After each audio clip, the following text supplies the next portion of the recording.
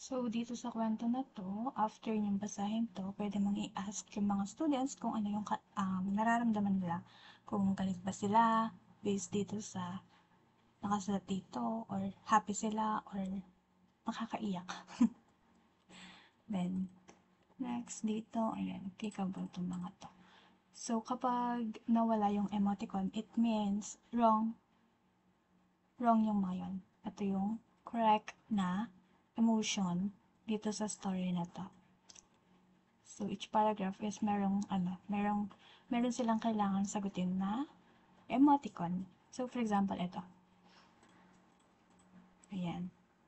Hanggang sa matapos yung story, ganyan lang siya. You can always ask the emotions of the students based sa story dito. And then, itong teamwork naman na to, clickable tong mga teams. Ayan. So, for example, tapos na yung group activity, click lang tong next slide para mag-proceed na siya dito sa quiz.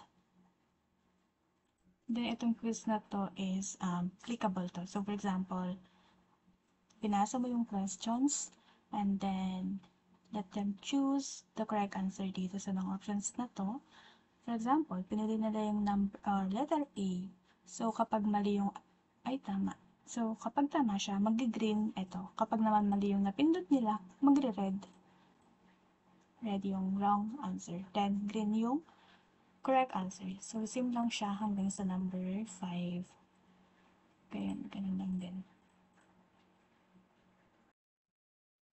And lastly, dito sa assignment part, meron ditong balloon. After mong basahin itong panito na to, click mo lang tong balloon na to para maipakita niya yung 3 balloons dito.